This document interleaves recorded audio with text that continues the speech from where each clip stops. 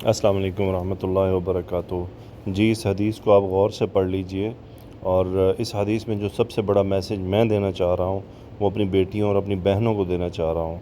मर्द अमूमन ऐसा नहीं करते, लेकिन हमारे माशरे में, पाकिस्तान में, इंडिया में क्या होता है कि ख़ातून ये समझती है कि वो अगर किसी दूसरी ख़ातून के सामने अपने कपड़े बदल रही है तो उसमें वो शर्म महसूस नहीं करती। वो कहती हैं कि कोई नहीं, ये भी ख़ातून ही है।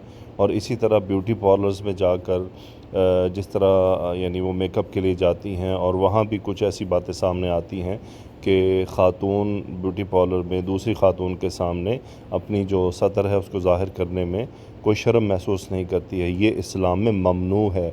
आप अपनी बहन के सामने, अपनी माँ के सामने भी अपना सतर ज़ाहिर नहीं कर सकती हैं।